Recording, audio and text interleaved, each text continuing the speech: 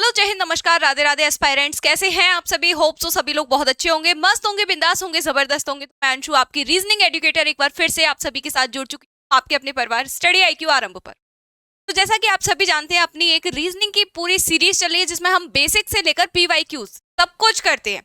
तो उसी क्रम को मद्देनजर रखते हुए आज हम यहाँ पर एक नया टॉपिक लेकर जुड़े हैं। एक नहीं बल्कि मैं कहूंगी ये दो टॉपिक एक साथ में है। First one is analogy and second one is classification. तो सबसे पहले हम ये समझते हैं कि एनालॉगी और क्लासिफिकेशन आखिर में किस बला का नाम है। ठीक है, तो एनालॉगी की अगर हम वर्ड मीनिंग की बात करें कि इसका अर्थ क्या होता है, तो इसको हम हिंदी में समानता या सादृश्यता कहते हैं। समानता या सादृश्यता दोनों का एक ही मीनिंग है। समानता वर्ड से आप समझ गए होंगे, यानी कि सिमिलैरिटी। एनालॉगी का अगर मैं इंग्लिश में एक दूसरे नाम की बात करूं तो होता है सिमिलैरिटी, यानी कि किसी पेयर में या किसी चीज में क्या ढूंढना भाई? सिमिलैरिटी ढूंढना। जैसे कि मैं अगर आपकी ही बात करूं, आपके बॉडी पार्ट्स की बात करूं, तो यहां पर मैं लिख दूं जैसे कि आईज रिलेटेड है देखने से। आंख जो है देखने से रिलेटेड है, मैंने लिखा आंख, आंख का रिलेशन है देखने से।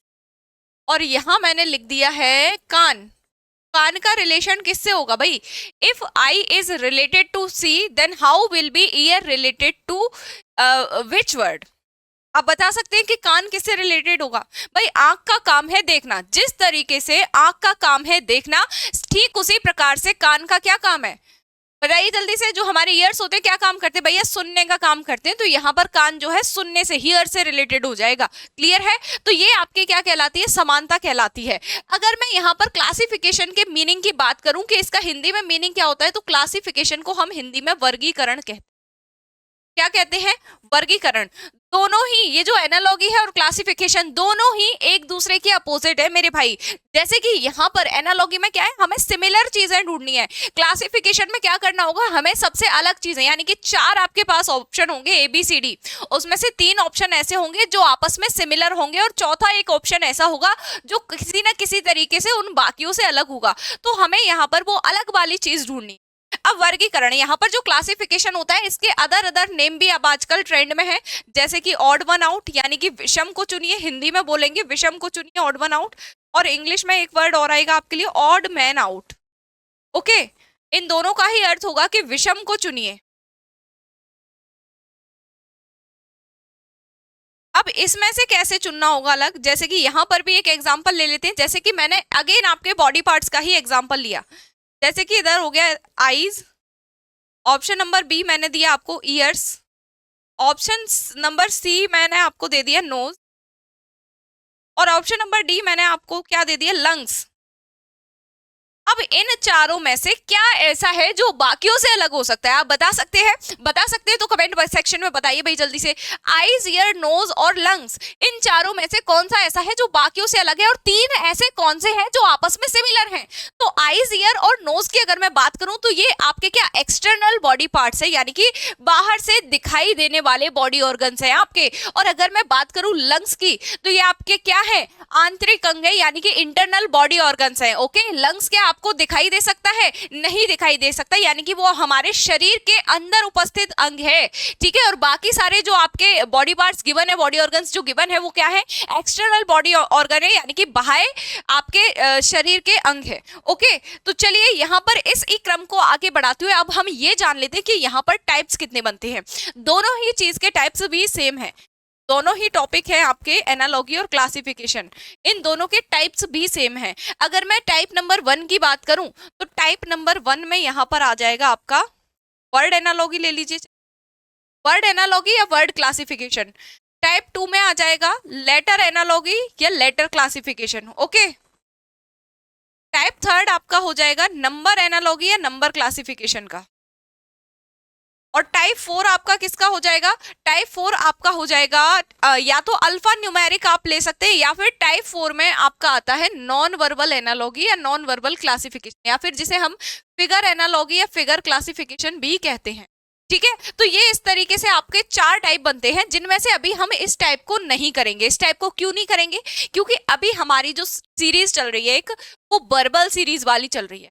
नॉन वर्बल को हम बाद में एक साथ करेंगे। इसमें आपका मिरर इमेज, वाटर इमेज, आपका क्या non verbal analogy, non verbal आपका क्लासिफिकेशन आएगा, आपका आएगा फिगर कंप्लीशन, एम्बेडेड फिगर आ जाएगा आपका, और क्या आ जाएगा भाई, यहाँ पर एक टॉपिक कौन सा था, फिगर एनालॉगी, फिगर क्लासिफिकेशन, ये हमने ले लिया, फिगर सीरीज आपकी आ जाएगी, है ना, सीरीज को कंप्लीट कीजिए ऐसे करके। तो ये कुछ आपके मेन मेन जो टॉपिक रहेंगे नॉन वर्बल में, इनको हम वापस लास्ट में कवर करेंगे जब हमारी पूरी वर्बल सीरीज की सीरीज वर्बल रीजनिंग की सीरीज कंप्लीट हो जाएगी, then we will cover non verbal reasoning.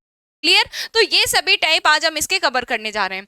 तो इसमें आसान क्या है, हम लोग पहले किससे फैमिलियर हो चुके हैं उसके बारे में जान लेते हैं। अगर मैं बात करूं इधर नंबर एनालॉगी क्लासिफिकेशन और लेटर एनालॉगी क्लासिफिकेशन, इन दोनों को हम पढ़ चुके हैं already coding, decoding and number series में।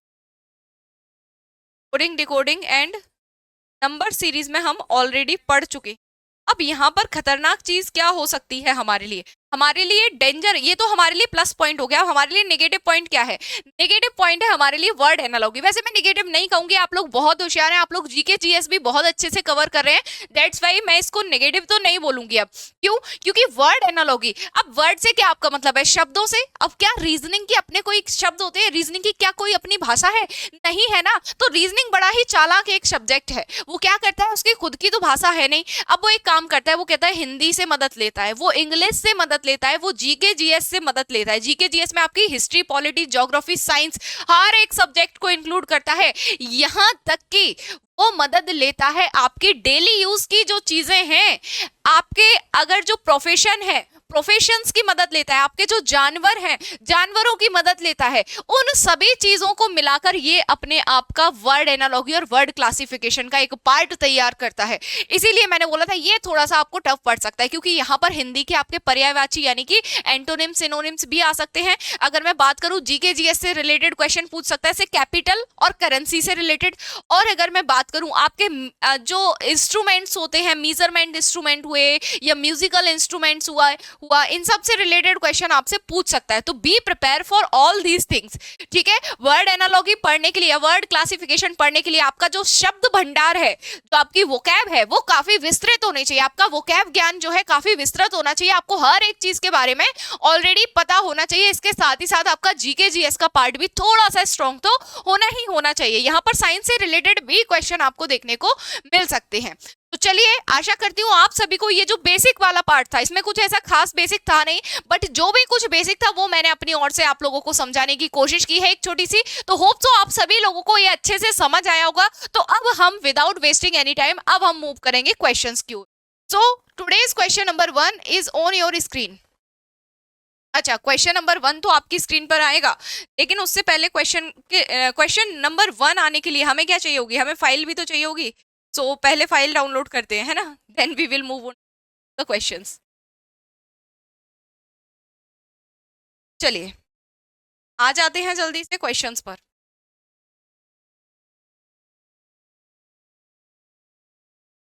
तो question number 1 is on your screen. देख सकते हैं आप क्वेश्चन किस टाइप से पूछे जाते हैं। अब यहाँ आप कहेंगे मैम यहाँ तो साइंस भी नहीं है, इधर तो केमिस्ट्री कुछ नहीं है। भाई ऐसे क्वेश्चन ही आते हैं एनालॉगी में, भाई कहीं से भी, वो सबकी मदद लेता है। मैंने क्या बोला था, डेली यूज की जो चीजें हैं उनकी भी मदद ले सकता है। तो ये वही है, किस किस का रिलेशन आपको गिवन है।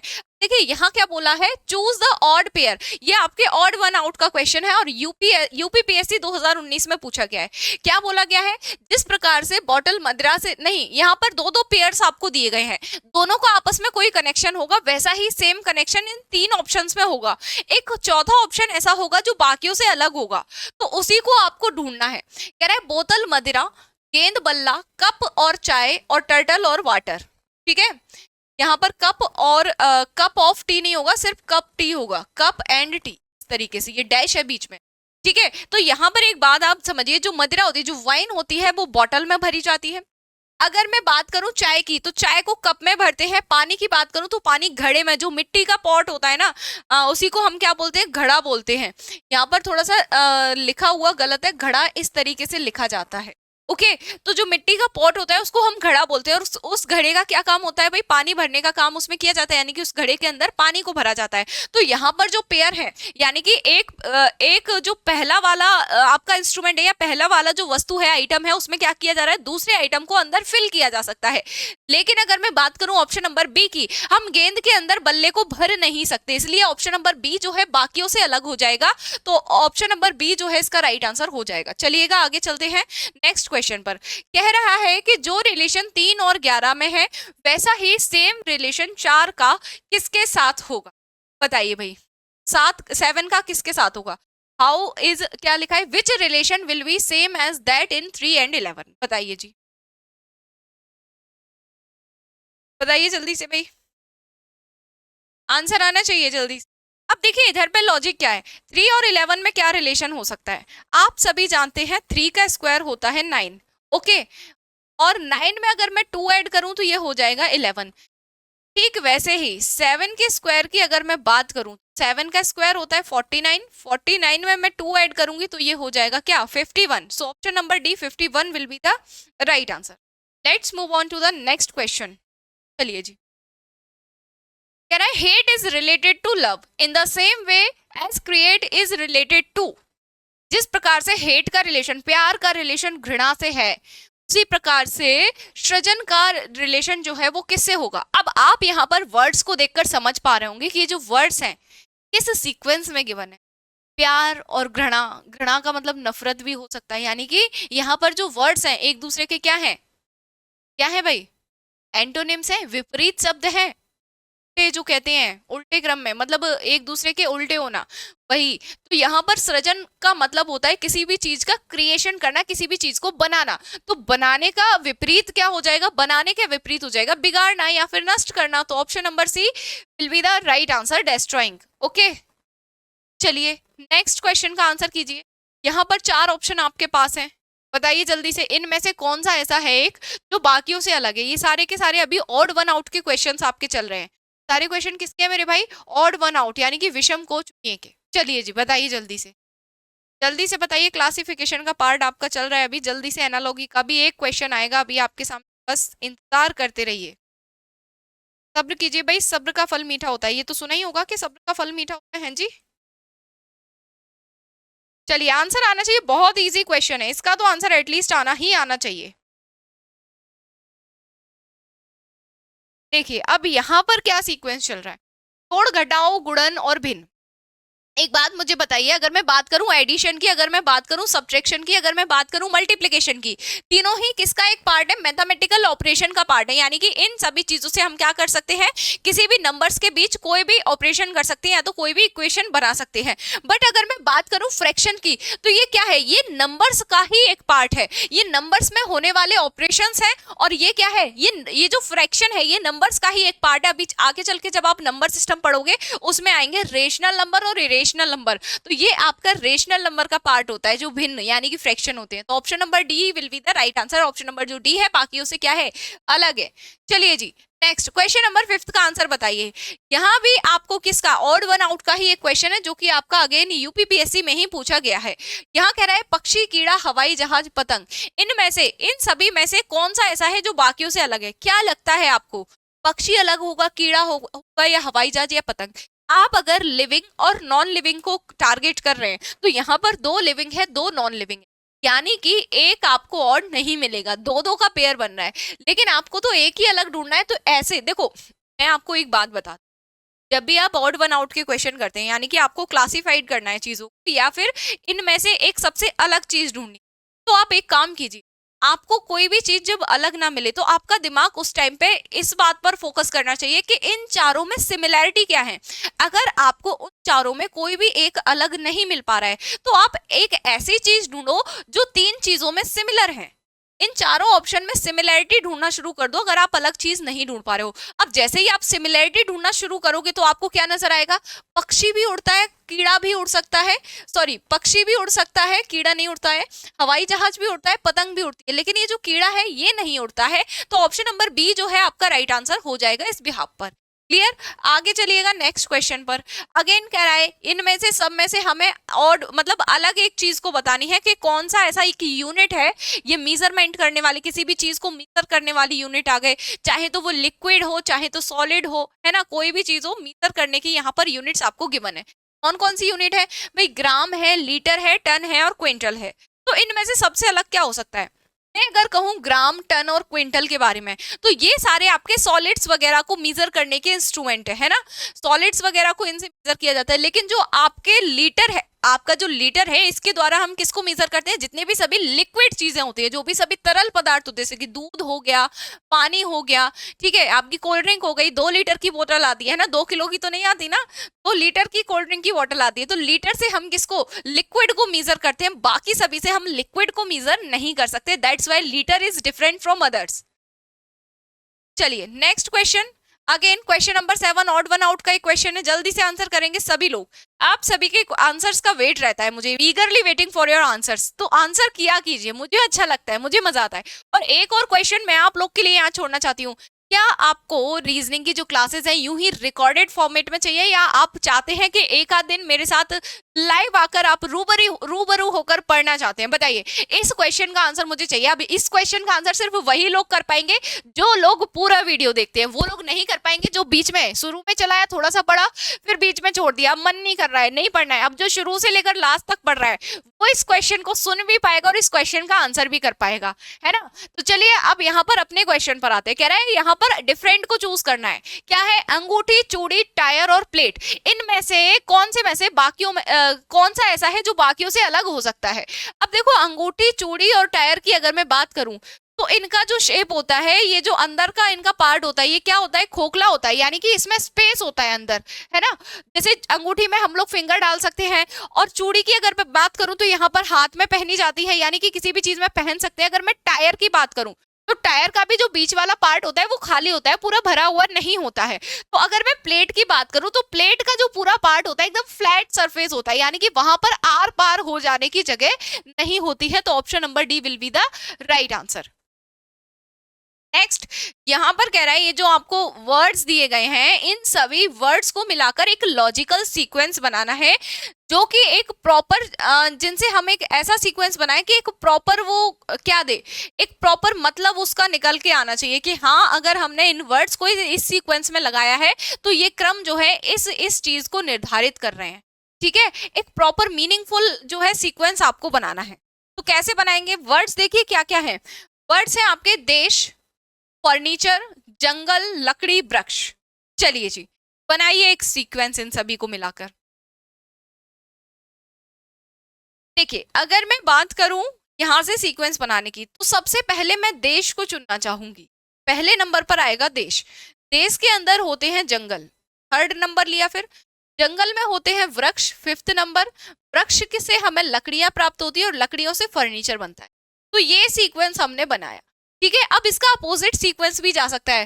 फर्नीचर लकड़ी से प्राप्त होता है, लकड़ी जंगल में होती है, जंगल सॉरी लकड़ी वृक्ष से मिलती है, वृक्ष जंगल में होते हैं, जंगल देश में होते हैं। ये दो सीक्वेंस आपके, जैसे हमने कोई भी एक मीनिंगफुल सीक्वेंस बनाया, तो ऑप्शन में आपको दो सीक्वेंस मिल सकते हैं, एक तो ये फॉरवर्ड पैटर्न, एक ये आपका रिवर्स पैटर्न। ठीक है, तो आपको चेक करना है कि आपको ऑप्शन में क्या गिवन है। इन दोनों में से कोई एक ही सीक्वेंस दिया जाएगा। ऐसा नहीं होगा कि आपको दोनों ही सीक्वेंस एक साथ दे दिए जाए। तो हमारा सीक्वेंस था 1 3 5 4 2, जो कि ऑप्शन नंबर ए में नजर आ गया। सो option number A will be the right answer. Clear है? समझ में आ रहा है? होप सो सभी लोगों को सारी चीजें क्लियर हो रही होंगी। Let's move on to the next question. कह रहा है कि यहाँ पर जो आपको नंबर, अब ये आपका नंबर क्लासिफिकेशन का पार्ट यहाँ से शुरू, अभी तक जो पार्ट था वो सारा का सारा वर्ड क्लासिफिकेशन का था, अब जो पार्ट है वो आपका नंबर क्लासिफिकेशन का पार्ट शुरू। तो यहाँ पर देखिए, कह रहा है कि यहाँ जो 4 नंबर्स आपको दिए गए हैं, उनमें से 3 तो आपके सेम है, लेकिन एक नंबर ऐसा है जो बाकियों से डिफरेंट है। तो वो डिफरेंट वन आपको चूज करना है। कैसे चूज करेंगे? जल्दी से पहचानिए। 1 मिनट तो बहुत ज्यादा हो जाएगा, 30 सेकेंड्स का टाइम मैं अभी आपको देती हूँ। You have only 30 seconds time to identify the logic behind it. चलिए जी, जल्दी से पहचानिए। अब मुझे कैसे पता चलेगा 30?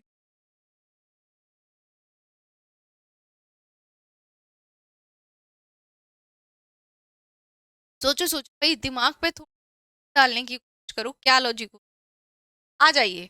तो your time is over now. देखिए क्या बोला गया है, 5878, सेकेंड वर्ड है 5788, नेक्स्ट है आपका 9748 एंड नेक्स्ट वन इज 6482। अच्छा, यहाँ पर लॉजिक क्या हो सकता है, यहाँ इस नंबर में जितने भी सभी नंबर्स यूज किए गए हैं अगर मैं उनका सम कर दूं तो जैसे 5 + 8 13, 13 + 7 20, 20 + 8 हो जाएगा 28। इन सभी को हमने आपस में क्या कर दिया, इनका सम कर दिया। सेम यहाँ करेंगे, देखो वही सारी डिजिट है 5 8 7 8, नहीं यहाँ पर थोड़ी सी अलग अलग है। 8 और 8 16 हो जाएगा, 16 और 7 आपका कितना हो जाएगा, 16 और 7 की अगर मैं बात करूं तो 4 और 23 हो जाएगा, 23 और 5 हो जाएगा आपका 28। हाँ भाई वही तो डिजिट है, 5 7 5 7 8 8 8 8, ठीक है 28 28 हो गया। इसको चेक करो, 9 7 4 8, 4 और 8 12 हो जाएंगे, 12 और 7 आपके 19 हो जाएंगे, 19 में 9 ऐड किया तो 28 हुआ। यहाँ पर भी सम 28 हो गया सभी नंबर्स का। यहाँ चेक करो, 6 और 4 10, 10 और 8 18 हो जाएगा, 18 और 2 आपका कितना हो जाएगा 20 हो जाएगा। तो यहाँ पर जो ऑप्शन नंबर डी है बाकियों से अलग साबित हो जाएगा। क्यों? कि शुरुआत के जो 3 हैं उनका सम जो है इक्वल आ रहा है, बाद के जो 3 नंबर्स हैं उनके सभी नंबर्स का अगर सम किया जाए तो वो इक्वल है 28 28 28। लेकिन लास्ट वन को अगर हम देखें तो वहां जो सम आ रहा है वो 20 आ रहा है, that is different from others. Okay, so let's move on to the next question. Again आपको ऑड वन आउट ही चूज करना है जो कि वर्ड क्लासिफिकेशन का एक क्वेश्चन है। देखिए कह रहा है हार का रिलेशन है निहाई से यानी कि ब्लैक स्मिथ से, बढ़ई का रिलेशन आरी से है, नाई का रिलेशन कैची से है और सुनार का रिलेशन आभूषण से है। इन रिलेशंस में से ऐसा कौन सा रिलेशंस है जो बाकियों से अलग है? अब आप लोग में से बहुत लोग कंफ्यूज हो गए होंगे, व्हाट इज निहाई ma'am, I don't know blacksmith क्या होता है। आ जाइए ब्लैक स्मिथ के दर्शन कर लेते हैं। कौन है ये ब्लैक स्मिथ नाम के जीव?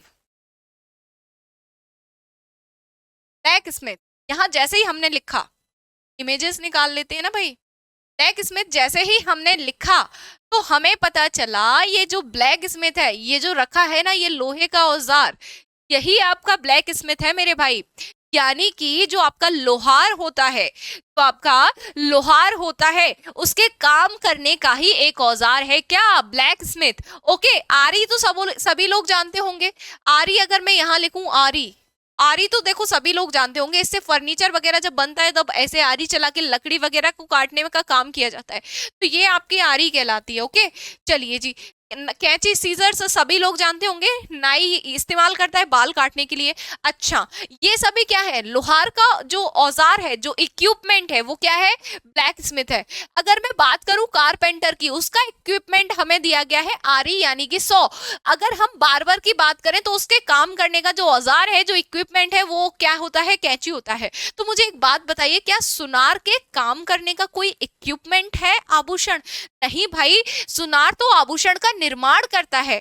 जैसे कि लोहार तरह तरह के आपके लोहे वगैरह को ठोक पीट के काट कूट के उसकी डिजाइन बना के कभी दरवाजे बना देता है, कभी कुछ बना देता है लोहे से, कभी कुछ बना देता है।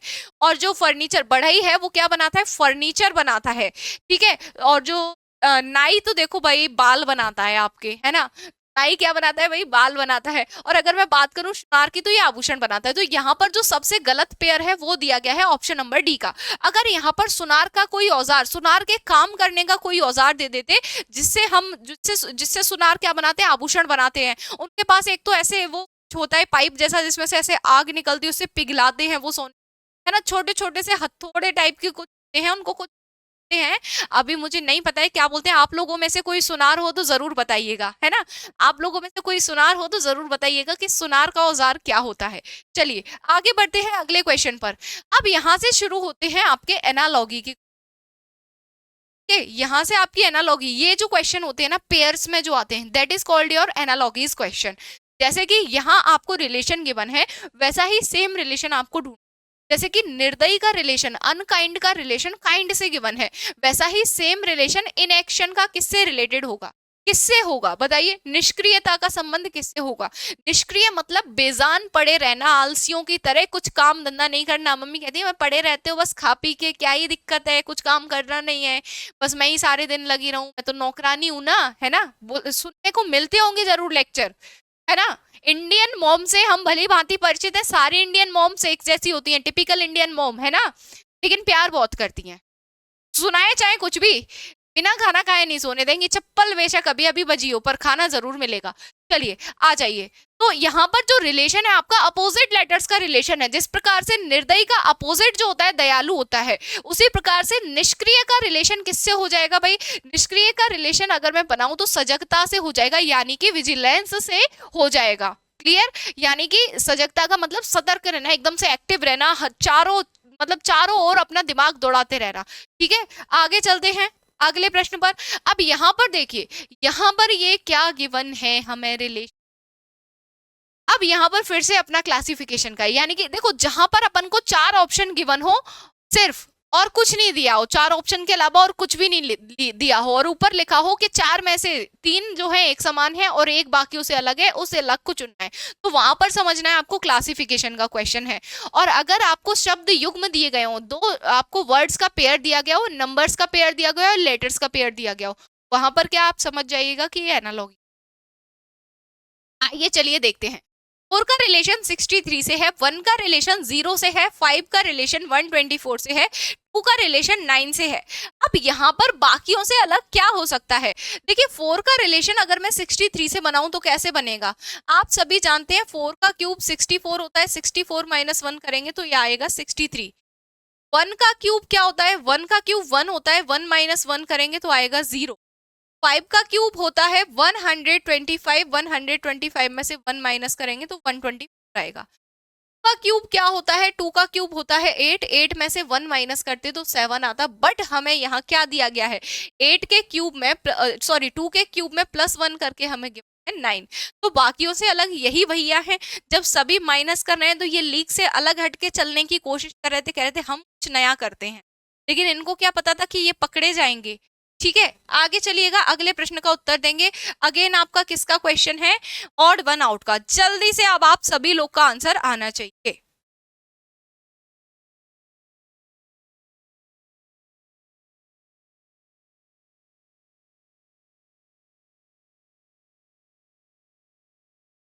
क्लासिफिकेशन का क्वेश्चन आपकी स्क्रीन पर है, सभी लोग का आंसर आना चाहिए। देखो, घर, शहर, कस्बा, गांव, इनमें से सभी में से, इन चारों वर्ड्स में से कौन सा ऐसा वर्ड है जो अलग है? अगर मैं बात करूं गांव, शहर और कस्बे की, ये क्या है? ये आपके मतलब ऐसी जगह हैं जिनमें ढेर सारे परिवार एक साथ रहते हैं। लेकिन घर क्या है? घर में सिर्फ एक ही परिवार एक साथ रहता है। ठीक है, तो ऑप्शन नंबर ए बाकियों से अलग हो जाएगा। ढेर सारे घरों को मिलाकर शहर, कस्बे या गांव मिलते हैं। ठीक है, गांव बनते हैं, लेकिन घर क्या है? एक परिवार को मिलाकर जो है वो घर बनता है। घर बाकियों से अलग हो जाएगा। देखिए, बाबर, शेरशाह, हुमायूं और अकबर, बहुत आसान है बेटा। हिस्ट्री तो आप सभी पढ़ ही रहे होंगे, अगर यूपीएससी की तैयारी कर रहे हैं तो हिस्ट्री तो डेफिनेटली सभी पढ़ रहे होंगे। तो इसका आंसर तो देखो जल्दी से आना चाहिए, जल्दी से फेंक के मारो भाई कमेंट बॉक्स में इसका आंसर। होमवर्क में दे दूं? होमवर्क में दे दूं इसका आंसर? चलिए, होमवर्क में सभी लोग इसका आंसर करेंगे। और यहाँ पर एक स्पेशल अनाउंसमेंट, इस क्वेश्चन का आंसर जितने भी लोग करेंगे, मंडे को जो सेशन आएगा, देखो अभी जो फ्राइडे को सेशन आने वाला है उसकी बात नहीं कर रही, ये सेशन जो है आपका आज वेडनेसडे को चल रहा है, इसके बाद आपका जो सेशन आएगा वो फ्राइडे को आएगा। फ्राइडे के बाद जो मंडे को सेशन आएगा, उस सेशन में इस क्वेश्चन का आंसर जिस भी बच्चे ने किया होगा भाई, उसका स्क्रीनशॉट मैं लगाने वाली हूँ।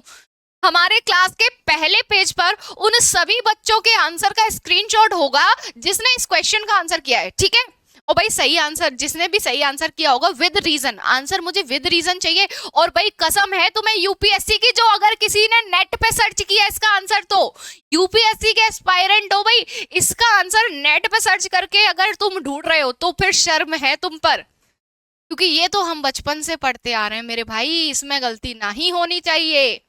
तो इस क्वेश्चन का आंसर जो भी सही सही कमेंट बॉक्स में देगा, उस बच्चे का, उस एस्पायरेंट का स्क्रीनशॉट जाएगा मंडे वाली क्लास में। तो सभी लोग बेसब्री से इंतजार कीजिएगा मंडे वाली क्लास का, और पहले फ्रंट पेज पर ही जाएगा स्क्रीनशॉट, ये मेरा वादा है आप लोग से। चलिए आते हैं अगले क्वेश्चन पर। चलिए, सारनाथ, हल्दी घाटी, पानीपत, कुरुक्षेत्र। भाई साहब ये क्वेश्चन भी होमवर्क में देने लायक है, लेकिन चलिए इसका आंसर अब आप लोग ही बता दीजिए अभी, है ना। आप कहोगे मैम सब कुछ होमवर्क में, तो फिर आप काहे के लिए आई हो इधर, हमें होमवर्क में दे जाया करो पूरी। अब देखो, सारनाथ, हल्दी घाटी, पानीपत, कुरुक्षेत्र, ये तीनों की तीनों जो स्थान है ये आपके क्या है, रणभूमियां हैं, युद्ध क्षेत्र हैं। बट अगर मैं बात करूं सारनाथ की तो ये आपकी रणभूमि नहीं है। सो option number A will be the right answer है। ऑप्शन नंबर ए जो है बाकियों से अलग हो जाएगा। तोता उल्लू चीलबाज, बड़ा ही प्यारा क्वेश्चन है, बड़ा ही कॉम्प्लिकेटेड सा यहाँ पर क्वेश्चन है, क्योंकि सभी पक्षी हैं, सभी उड़ते हैं, कैसे कैटेगराइज कर सकते हैं बताइए।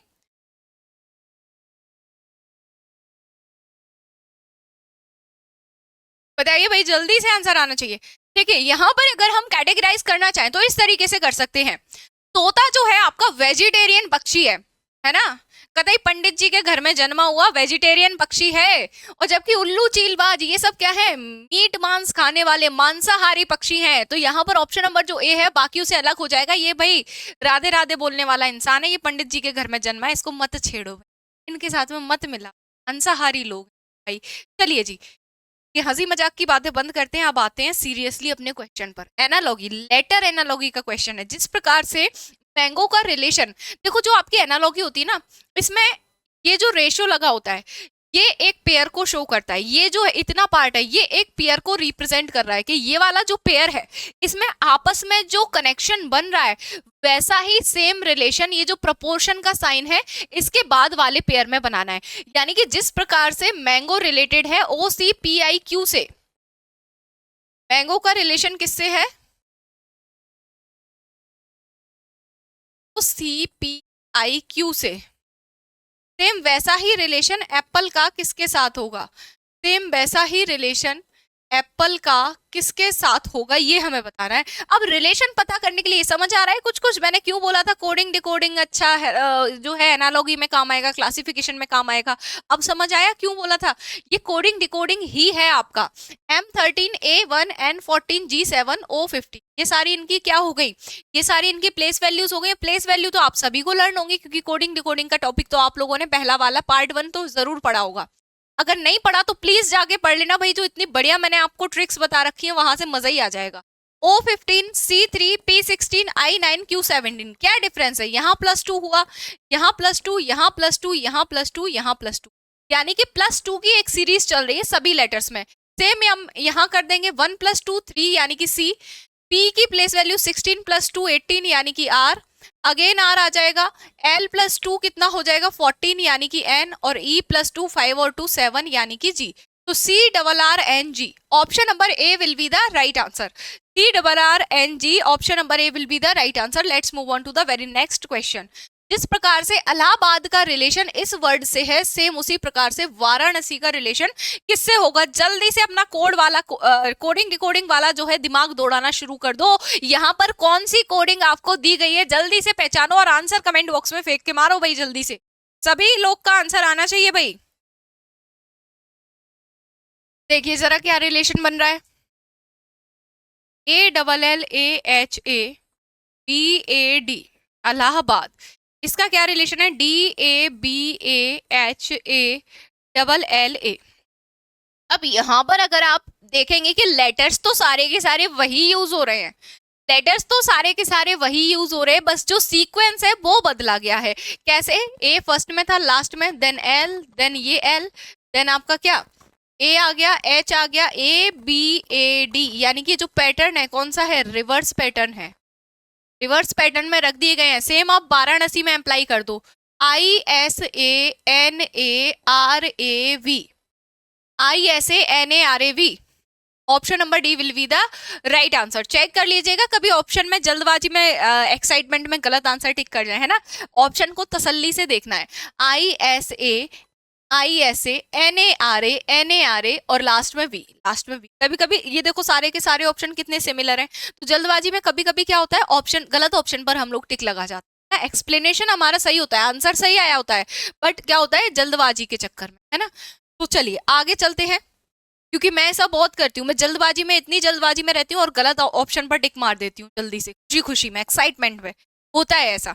अब देखो यहाँ कह रहा है which of the following pairs has the same relation as between JL and WZ। कह रहा है कि JL और WZ के बीच जो रिलेशन है वैसा ही सेम रिलेशन यहाँ पर किस पेयर के बीच है, ये आपको बताना है। कैसे बताएंगे, कैसे क्या रिलेशन चल रहा है, 10 ये 12, ये 23, ये 26। ओके, यहाँ 10 में 2 जोड़ा 12 हुआ, 23 में 3 जोड़ा तो ये 6 हुआ। ठीक है, यहाँ 2 ऐड किया, यहाँ 3 ऐड किया है।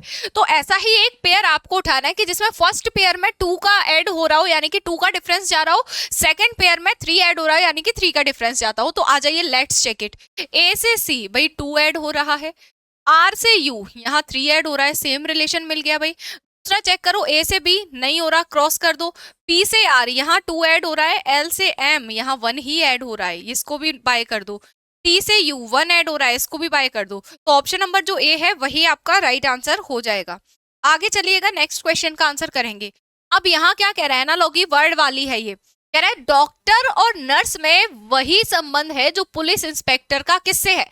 डॉक्टर और नर्स का आपस में जो रिलेशन है वैसा ही सेम रिलेशन पुलिस इंस्पेक्टर का किसके साथ है।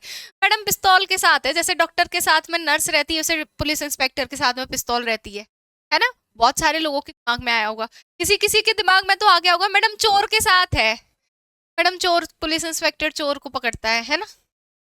तो भाई जिस प्रकार से जो आपकी नर्स है डॉक्टर की हेल्प करने के लिए डॉक्टर के साथ में होती है, ठीक उसी प्रकार से सिपाही जो कांस्टेबल होता है वो इंस्पेक्टर की हेल्प करने के लिए इंस्पेक्टर के साथ में तैनात किया जाता है। जैसे जब आप आईएएस वगैरह बन जाओगे आपको पीए वगैरह मिलेंगे, है ना, आपकी सुरक्षा में कुछ आपके पीएसओ जो आपके पर्सनल सिक्योरिटी ऑफिसर्स रहेंगे, है ना, एक अलग ही ऑरा रहेगा, एक अलग ही लाइफ स्टाइल रहेगा। भाई जरा इमेजिन तो करो, क्या वो दिन होगा जब आप सिलेक्ट होकर अपनी माँ के पास जाओगे, भाई खुशी के आंसू बहने लगेंगे सबकी आंखों में से। आपके जो माँ पापा के सपने हैं ना, पूरा करना हमेशा ऐसे ही, तब उनकी उम्मीद मत टूटने देना तुम लोग कभी भी। तो पढ़ाई को ना मन लगाकर करो, अगर वाईटी पर आए हो तो पढ़ के जाओ, ये नहीं कि वीडियो चल रही ऊपर नीचे शॉर्ट आ रहे हैं रिकमेंड कर रहे हैं, बीच में वीडियो को पॉज करके 1 ही मिनट का दो, चलो पहले शॉर्ट देख लूं, तब वीडियो तो बाद में चलती रहेगी। मैडम कहाँ जा रही है, वीडियो तो यही है, स्टडी IQ आरंभ पे मैडम भी यही है, वीडियो तो बाद में देख लेंगे, पहले शॉर्ट देख लेता हूँ, क्योंकि ये शॉर्ट रिकमेंडेशन में फिर बार बार नहीं आएगी। तो भाई ऐसा अगर आप कर रहे हैं ना तो ये बहुत गलत बात है। जरा देखो भाई अपने माँ के चेहरे की तरफ, कितनी उम्मीदें होती है, जब तुम रात में पढ़ते हो ना तो नींद उनको भी नहीं आती है, 50 बार उठ के तुमको देखने आती है। और सोचो तुम फोन में पढ़ने की बजाय शॉर्ट देख रहे हो, तो क्या बीतेगी उनके दिल पे जब उनको पता चलेगा कि मेरा बेटा या मेरी बेटी तो पढ़ने की बजाय शॉर्ट देख रहा है फोन में, है ना, गेम खेल रहा है या चैटिंग कर रहा है अपनी मित्री से या मित्र से, है ना। तो ऐसा बिल्कुल नहीं करना है, अपने पेरेंट्स के साथ में विश्वासघात कभी मत करना। तो चलिए आते हैं, आगे बढ़ते हैं अगले क्वेश्चन पर। लेक्चरबाजी बहुत हो गई मैडम, क्वेश्चन कराओ तुम, है ना, ये आ रहा हुआ बहुतों के मन में। चलिए जी, नेक्स्ट क्वेश्चन आपकी स्क्रीन पर कह रहा है कि यहाँ पर जो ऑप्शंस आपको गिवन है उनमें वैसा ही रिलेशन आपको ढूंढना है जैसा रिलेशन आपका ऑस्ट्रेलिया का कॉन्टिनेंट से है। आप सभी जानते हैं ऑस्ट्रेलिया एक कॉन्टिनेंट है, यानी कि एक महाद्वीप है, तो ठीक वैसा ही रिलेशन आपको ढूंढना है। क्या इंजन एक रेलगाड़ी है? बिल्कुल नहीं है भैया, इंजन इंजन है, रेलगाड़ी रेलगाड़ी है, रेलगाड़ी में जब इंजन लगता है जब रेलगाड़ी आगे बढ़ती है। चलिए, क्या नदी एक तट है? यहाँ पर एक साइन जो है वो मिस है आपका, ये जो रेशियो वाला साइन। क्या नदी एक तट होता है? भाई नदी नदी होती है और नदी का जो किनारा होता है उसको हम तट बोलते हैं। तो ऑप्शन नंबर बी को बाय बोल दो। आगे कह रहा है ऑप्शन नंबर सी, विक्रांत जहाज।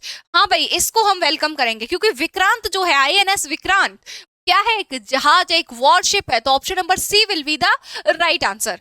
Let's move on to the next question. Again आपका यहाँ पर लेटर एनालॉजी का क्वेश्चन आपकी स्क्रीन पर आ चुका है, तो जल्दी से जवाब देंगे। XVWU का जो रिलेशन TRSQ के साथ है वैसा ही सेम रिलेशन LJKI का किसके साथ हो सकता है? अगेन कोडिंग डिकोडिंग जल्दी से पैटर्न अप्लाई करेंगे। 24 यहाँ 22 इसकी क्या है, ये प्लेस वैल्यू 23 है W की, 21 U की, इधर 20, इधर 18, इधर 19, इधर पे 17। भाई 24 में से 4 गया 20 मिला, 22 में से 4 गया 18 मिला, 23 में से 4 गया तो 19 एंड 21 में से 4 गया तो 17। ओके, तो -4 की सीरीज यहाँ कंटिन्यू की जा रही है। इसमें भी सेम चेक करते हैं भाई, L12 J10 K11 और I आपका 9। तो 12 में से 4 जाएगा, कितना बचेगा 8, 8th प्लेस पर आता है H। क्या कहीं ऑप्शन में H है? सिर्फ और सिर्फ एक ही ऑप्शन में H है। ऐसे स्मार्ट वर्क भी आपको करना है, मतलब अगर जब आप एग्जाम सेंटर, बिल्कुल एग्जाम हॉल में बैठे हैं, आपको इस टाइप का क्वेश्चन आपके सामने आ गया, आपने पहला वर्ड डिकोड कर लिया एच है, आपने ऑप्शन में देखा कहीं एच नहीं है, बस सिर्फ और सिर्फ एक ऑप्शन में एच है और यहाँ नन ऑफ दीज भी नहीं लिखा है, किस्मत इतनी अच्छी है। तो भैया इसको चुपचाप से टिक करके और निकल लेना पतली गली से, खामोखा का टाइम वेस्ट मत करना पूरा सॉल्व करने में। बाकी यहाँ पर तुम्हारी क्लास है, अभी तुम एग्जाम सेंटर में नहीं हो, इधर पे तुम तसल्ली से सॉल्व कर लो। 10 में से 4 जाएंगे 6, 6वें स्थान पर आता है एफ। 11 में से 4 जाएंगे 7, 7वें स्थान पर जी। 9 में से 4 गया 5, 5वें स्थान पर ई। तो H F G E, option number A will be the right answer. Clear? आगे चलिएगा। अब देखो यहाँ पर अगेन ऑड वन आउट, और अच्छा क्वेश्चन है भाई, बेशक आपका यूपीपीएससी भी। देखो यहाँ पर अगर मैं देखूं क्लासिफिकेशन वगैरह क्वेश्चन, ये यूपीएससी में आपसे ज्यादा पूछे गए हैं ना, यूपीपीएससी में, सॉरी यूपीपीएससी में ज्यादा पूछे गए हैं ये क्वेश्चन, यूपी और एमपी में ज्यादा आए हैं, यूपीएससी में क्वेश्चन यहाँ के मिले नहीं थे, इसलिए दैट्स वाई मैं आपके लिए यूपीपीएससी के। चलिए जी कोई बात नहीं, हमें क्वेश्चन करने से मतलब है, हमें तो सिर्फ क्वेश्चन से मतलब है। यहाँ पर कह रहे हैं अतुल का रिलेशन रोम से है, शरद का रिलेशन मॉस्को से है, चंदन का मॉन्ट्रियल से है, त्रिलोकी का ग्लासगो से है, ग्लासगांव से है। ओके तो यहाँ पर जो रिलेशन बन रहे हैं इनमें से अलग कैसा है भाई, कैसे पहचान सकते हैं मैम, इसमें तो समझ में ही नहीं आ रहा है। अतुल शरद चंदन त्रिलोकी, तो नाम जाने से लग रहे हैं, नाम लग रहे हैं, ऐसा लग रहा है किसी के नाम हो ये, है ना। तो यहाँ पर जो रिलेशन है वो बेटा नंबर ऑफ लेटर्स का है। यहाँ नंबर ऑफ लेटर 4 हैं, यहाँ भी 4 हैं, यहाँ 6 हैं, यहाँ भी 6 हैं, यहाँ कितने हैं, यहाँ नंबर ऑफ लेटर 7 है, और लेकिन यहाँ पर कितने हैं, 8 हैं। यहाँ चेक करो, यहाँ कितने हैं, नंबर ऑफ लेटर 7 हैं, जबकि यहाँ भी 7 हैं। तो सबसे अलग क्या हो जाएगा, ऑप्शन नंबर सी हो जाएगा। So option number C will be the right answer, क्योंकि यहाँ नंबर ऑफ लेटर्स जो है इक्वल नहीं है, बाकी सभी में नंबर ऑफ लेटर्स जो है आमने सामने के शब्दों के बिल्कुल इक्वल बैठ रहे हैं। आगे चलिए 25th का आंसर करेंगे अब आप लोग सभी लोग, और यहाँ पर एक हल्का सा आपका करेक्शन था, ये नवेश को निवेश कर लीजिए। चलिए आप लोग क्या करेंगे, आप लोग को होमवर्क में ऑलरेडी एक क्वेश्चन मैं दे चुकी हूँ, और आप लोग उसे प्रॉमिस किया है कि उस क्वेश्चन का आंसर जो भी राइट बिल्कुल एकदम करेक्ट आंसर करे, उसका स्क्रीनशॉट मंडे की क्लास में जाने वाला है। तो भाई जो भी अपना नाम स्क्रीन पर देखने के लिए तैयार है, बिल्कुल बेकरार, देखो जज्बा अभी से मन में होना चाहिए कि अपना नाम तुम्हें कहाँ दिखना चाहिए, हमेशा फ्रंट में दिखना चाहिए। भाई साहब जब अगर यूपीएससी की सिलेक्शन लिस्ट आ रही है ना, तो उसमें तुम्हारा नाम होना चाहिए, ऐसा जज्बा अंदर अभी से ये जोश आना चाहिए कि हाँ भाई मैम ने अगर क्वेश्चन दिया है ना, और उसका आंसर देने पर करेक्ट आंसर वालों का नाम अगर बोर्ड पे आने वाला है, लिस्ट में आने वाला है नाम, तो हम उसका आंसर जरूर करेंगे, क्योंकि हम फ्यूचर में यूपीएससी की लिस्ट में भी अपना नाम देखना चाहते हैं। तो जिसके अंदर ये मतलब विल पावर होती है वही आगे सब कुछ कर पाते हैं, जिसके अंदर विल पावर ही नहीं है, जरा जरा सी बात में टूट जाता है, अपने नेचर में वो चीजों को शामिल कर लेता है, भाई साहब वो कभी जिंदगी में आगे नहीं बढ़ पाता।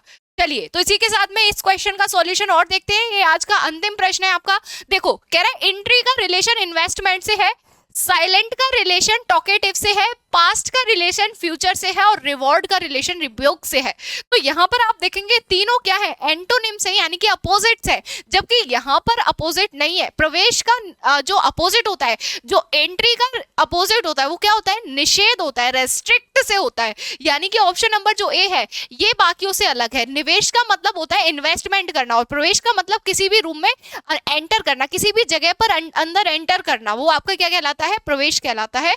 तो चलिए इसी के साथ सेशन को यहीं तक रखते हैं। होप सो आप सभी लोग को सेशन बहुत पसंद आया होगा। अगर सेशन पसंद आया है तो वीडियो को लाइक करना ना भूले, चैनल को सब्सक्राइब करना ना भूले। मिलते हैं नेक्स्ट सेशन में, तब तक के लिए जय हिंद, जय भारत, लव यू ऑल।